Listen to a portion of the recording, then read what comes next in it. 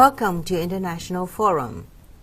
In March of 2010, the United States Congress passed what many call a historic health reform bill to address many of the big problems facing America's healthcare system. For example, covering the uninsured, reform of the health insurance market, and making healthcare more rational overall, etc. Many Americans, however, remain confused about what the health reform bill is all about, what it is, how it may affect them, how much it is going to cost, or whether they will be paying more taxes to help pay for it. Here with us today to explain many of these questions is one of America's leading health economists and health policy expert, Uwe Reinhardt.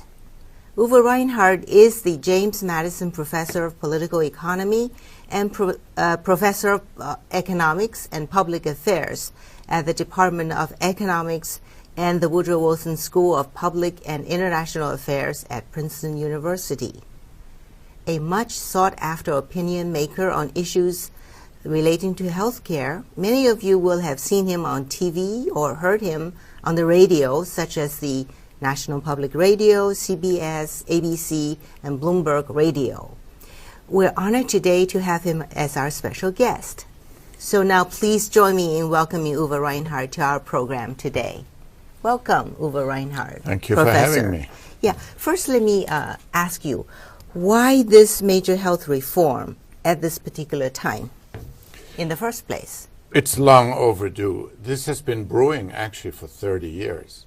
And we never got it done.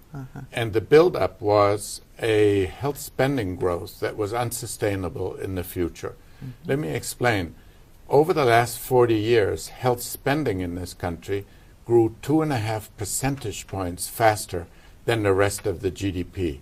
And you can build a little equation. It's quite easy to project.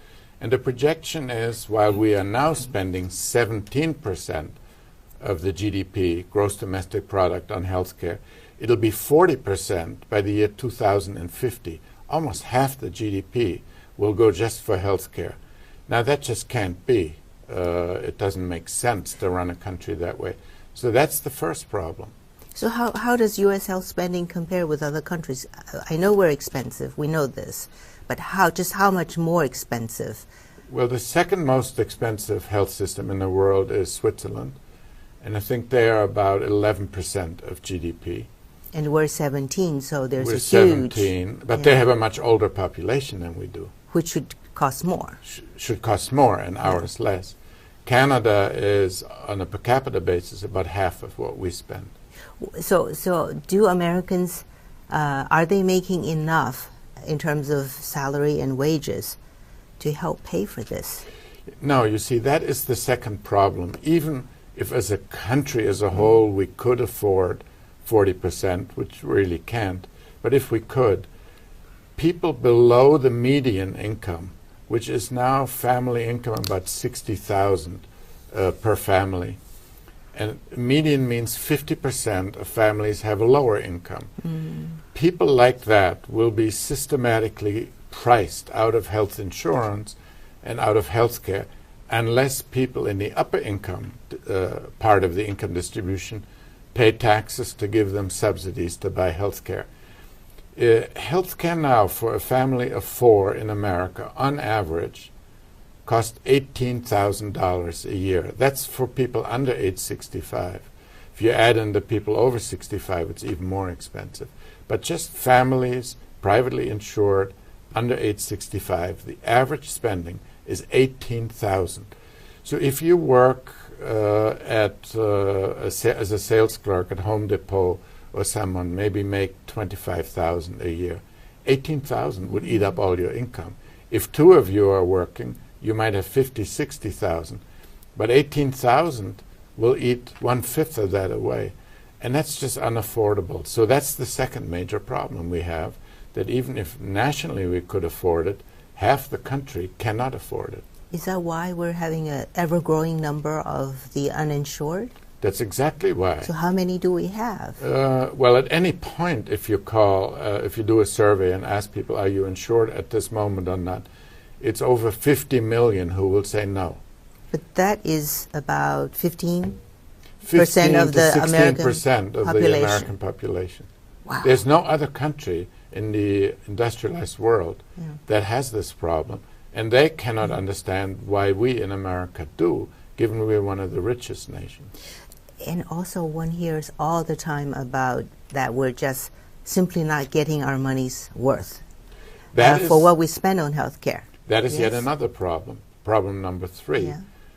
that if for the enormous amount we spend, we don't get our money's worth. And how do we know this? Well, there was a study done, sponsored by the Business Roundtable, usually conservative people. They hired some 12 health economists to look at what Europeans spend and what they get, and what we spend and what we get. And they concluded for the money we spend, we get about 23% less value than we should. Mind you, for absolutely every service or product, pills or visits, we pay usually twice as much than people in Canada or in other nations pay. So a lot of it is just extra higher prices. Higher prices Higher for prices everything. for Therefore, everything. the total spending for healthcare is just higher. Is higher, yeah. And Yeah. what we're getting in value, we do get good healthcare when it's good in America. It's terrific when it's good. But it doesn't match the spending. And that's the shortfall of 23%. And therefore, the major reform now. There's one The- additional problem, Yeah. which is that the quality of American healthcare, which we always assume to be the best in the world, Yes, you hear that all the time. at its best is unrivaled. In our best health centers, there's nothing like it in the rest of the world. But on average, it's been found to be sort of in the middle of the pack. There was a study in the New England Journal of Medicine by Elizabeth McGlynn and colleagues that said on average Americans get the right agreed upon recommended treatment only 55% of the time. For all types of care. For all types of care, and it varies, but it doesn't vary by income class. It's sort of an equal opportunity lack of So a quality. rich person can get the inappropriate care nevertheless. Just as much as a poor person. Wow. Yeah. Yeah. I know that President Obama ran on a major health reform platform, and now we have a bill, the new health bill. Tell us about that. People call it Obamacare. Tell us, what is Obamacare? What's in it, first of all? Well, yeah, Obamacare is actually giving the president more credit that I believe he deserves, although he obviously has much to do with it. But this was really a joint project between initially Obama's plan, which was then taken up by the Senate, Senator Baucus, who wrote a wonderful white paper called A Call to Action Health Reform 2009, which was the blueprint of what the Senate was going to do. And then the House had their own ideas, Nancy Pelosi, Congressman Waxman, and they put a bill together. And ultimately, it was a very deft parliamentary maneuver that some people, Republicans, frown upon, but they managed to get this bill passed. It does have Obama's ideas in it, but it really is a joint product. But tell us, is it a government takeover of American healthcare? Is it socialized medicine, as opponents of the bill call this? No, it's not a government takeover. It does, first of all, inject an additional $1 trillion of health spending, mainly for the now uninsured, but that's over 10 years. So how many of the uninsured, the 50 million uninsured, will this bill cover? That is estimated by the Congressional Budget Office to cover 32 million of those. Now, you say $1 trillion, is that a lot of money? Well, yes. If you divide it by the Princeton endowment, you could build quite a few Princetons for that. However, in those 10 years, we would have spent on healthcare $34 trillion anyhow. So the $1 trillion is only 3% of $34 trillion. It's not a lot, is It's it? not a lot. No. Now, if you say, in fairness, this bill, we switch on the reform only in 2014, so it's really 6 years, then you come to 5%. So basically, it's a 5% increase in health spending. I don't imagine that you would call anything 5% a government takeover of the healthcare system. The private system stays in place. There would be no new government plan for the people under 65, which had been proposed. That was killed as a gesture to the Republicans, so that was taken out. So it's basically private insurance. Where's the government takeover? The government takeover isn't a takeover, but there are regulations on the insurance industry, what they must do.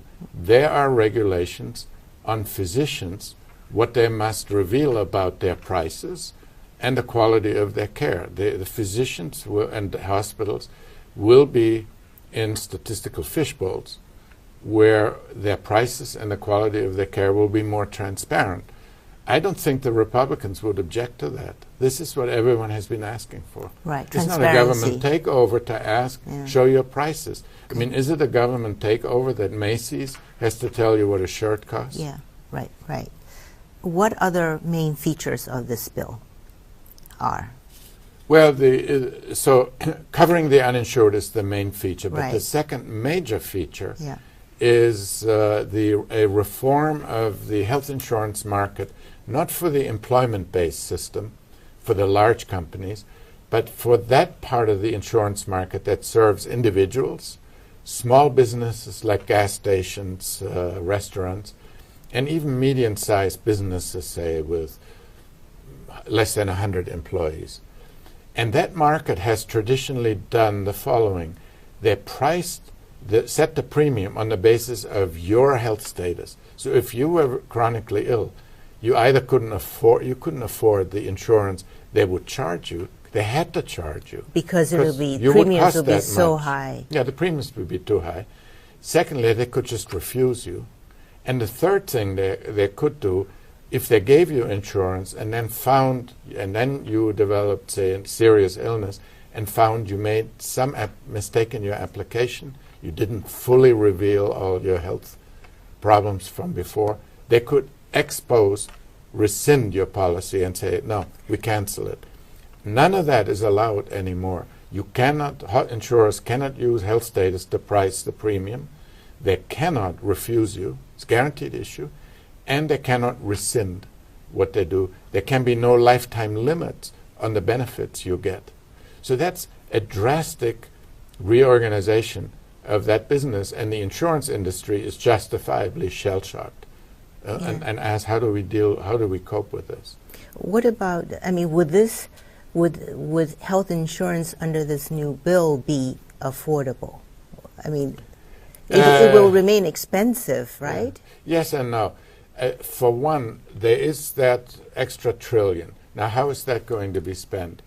About roughly 400 of that, 450 billion, will be simply to put uninsured low-income people into Medicaid for the poor, the program that already exists, and SCHIP, which is the Children's Health Insurance Program, a companion of Medicaid. So half of the people will go in there. The rest will be subsidies for the premiums you have to pay to private insurance. And that goes up to 400% of the federal poverty level, which for a family of 4 is $88,000. So families up to them will get subsidies. A family of 4 making up to $88,000 will receive government subsidies to help pay for their health insurance premium. Right. Another way to put it is the law says that none of these families up to $88,000 should pay more than 9.8% of their family income for health insurance premiums. Now, for lower income people, that percentage is lower, but that's for the upper. Now, however, supposing you make 450% of the federal poverty level, but you make $100,000 as a family, then you're on your own. You won't get any subsidies. And for those families, if they buy in the individual market, their premiums could actually go up. They could go up because they won't get any subsidies. And the reason the premiums could go up is the following. First of all, the benefit package is now specified. So it's richer than what they might have bought on their own. So that drives premiums. But the other problem is the bill mandates young people to buy health insurance. Now that means young people will be asked to subsidize the health care of the sicker older people. That is, for young people, premiums will definitely go up in the individual market. Now, in the employment-based market, that's happening. At Princeton, young, healthy professors will subsidize older, sicker professors with their premiums. That's already happening, but in that market, it never did happen. So these young people will object. Is that fair to the young people? Now, that's an interesting question. Many Americans say it's not only unfair, it's unconstitutional to mandate people to have insurance. But a European, and I am an ex-European, we think differently. Europeans know a secret Americans don't know, and the secret is this. Everyone gets old. True. Americans don't know this, but True. A European 30-year-old knows that at some point he may be 60. At some point he may have a chronic disease. And he's, in a way, making a down payment now as a young person, paying more by getting health insurance more cheaply at age 60. Americans don't think that way, and they will be shell-shocked. Now, the problem is that a lot of young people will disobey the law and then have to pay a penalty. But the penalty is so mild that it makes sense to break the law, actually, and pay the penalty, which means most of these policies will be from a pool of older and sicker people, and that'll drive up the premium. So I believe that piece of the health reform bill needs more work. Needs more work, yeah, because otherwise we will never get to universal coverage. No, we won't. And I was with 12 health insurance Blue Cross executives the other day, and they say, look, it's not that we're nasty. We just don't know how to do this without raising premiums. And every economist who is honorable will agree with them to saying, yes, this will drive up premiums unless young people can be induced to go buy the insurance. Now, you mentioned that the cost of this bill will be $1 trillion over 10 years. How are we going to pay for it? Oh, it's paid for, actually, at least on paper it is. There will be $420 billion additional taxes on high-income people. So the wealthier will pay more taxes? Will pay more to be their brothers and sisters' keeper. That's a fact. There will also be a whole array of small taxes on the device industry, $20 billion over 10 years, on the insurance industry, sort of piddly taxes. I think that is regrettable, all these taxes. It would have been better to put a small sales tax on everyone and say, hey, you pay 0.5% of everything you buy, every shirt, every restaurant bill, 0.5%. We put that money in a pool, and that's your health insurance contribution, rather than all these business taxes, which I think are just a nuisance. But okay, tell us, what do you think are some of the big obstacles on the road to implementation of this bill? Because the bill is just the beginning of a very long process, correct? Yeah, the American people think that when the president signs a bill with a pen and all these people around him, that you have a law. You really don't. That's a misconception. That is only, in some way, the blueprint. That's what he signs. It then goes to the machinery, the regulators, the bureaucrats, who have to write the regulations. If you look at this bill, 3,000 pages, and you count how often it says the Secretary of Health, HHS, Health and Human Services, shall determine, shall set this rate, shall do this, shall do that. It is mentioned hundreds of times. Each of them may trigger hundreds of regulations. They have to be put in the Federal Register. They will then have comments on them. They get revised. And then if the Congress doesn't like it, they can even then still kill it. So the bill won't really be a law that you and I and everyone else feels till 2014. So it's a major obstacle to get this done. Where do you get the workforce to actually get this done? And it'll be lobbied to pieces, of course. In the meantime, it's going to be a huge lobbying enterprise. That's one obstacle. The other one is that Republicans clearly, to a man and woman, voted against it and are likely to win substantial votes in the fall. they could throw up... You mean in the November election, the congressional elections. They could throw up roadblocks.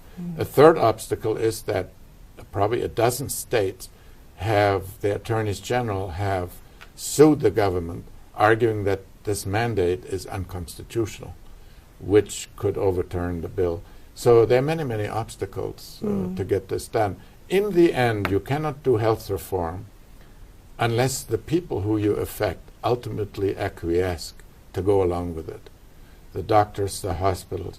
Now the docs, the hospitals, the pharmaceutical industry are kind of on board. They're not going to sabotage this. But there could be others, particularly using the legal system. It's going to be a struggle.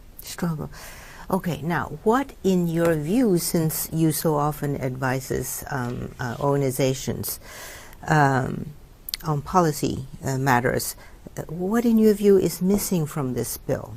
That things that should have been in there, you would like to see them in there, or what parts do you disagree with? Well, the one thing I already mentioned, this weak mandate that we have that allows young people basically to pay a small penalty and remain uninsured, ultimately means that this market reform for the individual market, small group market, is not going to work well, if at all. And I think it has to be revisited. There are ways actually to do this. For example, many people, including Princeton's Paul Starr, have argued that instead of a mandate, we should tell young people, you have 1 year to sign up and we won't look at your health status. If you miss that window, then you'll be in the old system where your health status will count. If you're sick, you won't get insurance.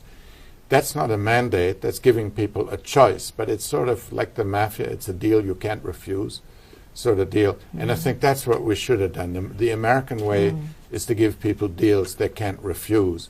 The Americans hate to be told what to do. So that's one. The other one is there is a nuisance in the American health system that springs out of our approach to tort law, and that is medical malpractice. The Republicans had asked for it, and I think as a courtesy to them, the Obama administration should have put that in. There is a little bit in the bill to study alternative resolutions to malpractice, but it's only a gesture. They should have really put something in there. There are models of alternative dispute resolution where you don't yank a physician into court and then have him judged by postal clerks and economists like me who know nothing about medicine. There are different ways to solve this problem, and that was not addressed. And the third big one is the bill does not in itself control healthcare spending at all. It puts in place some mechanisms we could use, for example, cost-effectiveness analysis, which is research to explain that to us. Cost-effective analysis is research that says what works in healthcare and what doesn't, and then secondly, of 3 therapeutic approaches to a problem, which is the cheapest.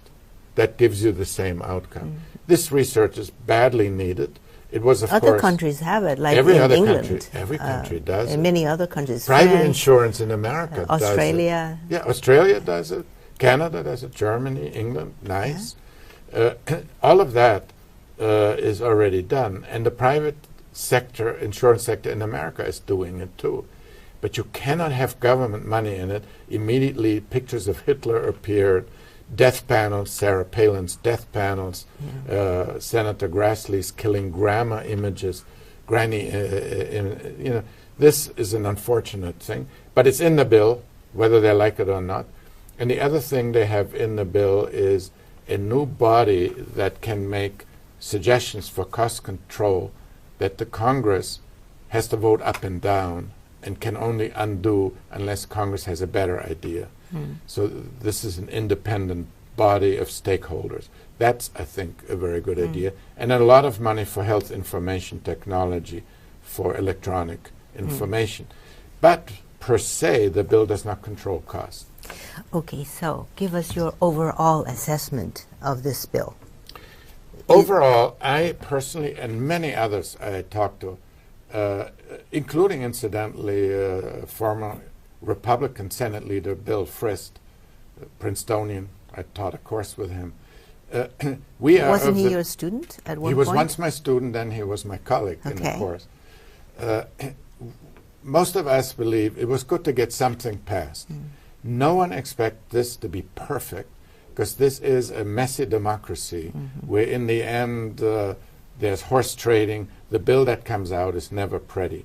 But it's just like when you build a house, when you move in, it's never perfect. You'll have the plumbers and the electricians fixing stuff that isn't working.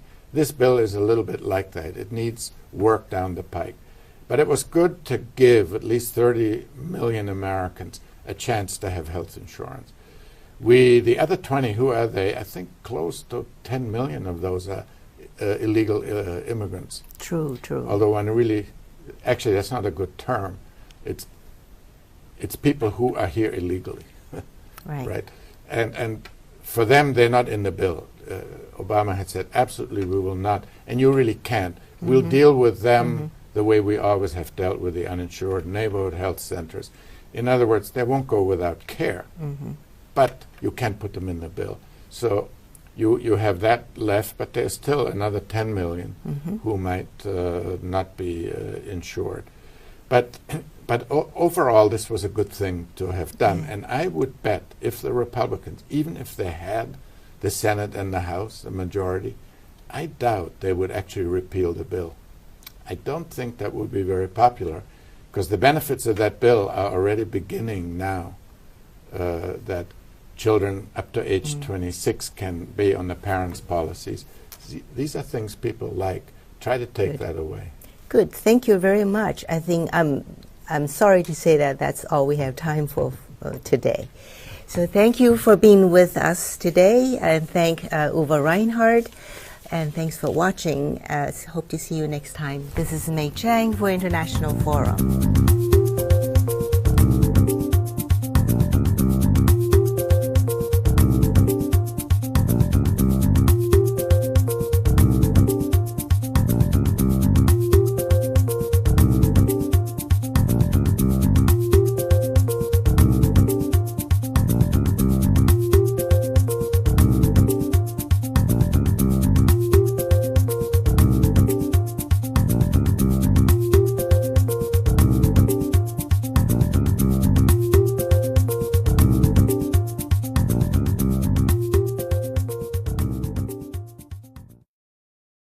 Spending growth that was unsustainable in the future. Let me explain. Over the last 40 years, health spending in this country grew 2.5 percentage points faster than the rest of the GDP. And you can build a little equation. It's quite easy to project. And the projection is, while we are now spending 17% of the GDP, gross domestic product, on healthcare, it'll be 40% by the year 2050. Almost half the GDP will go just for healthcare.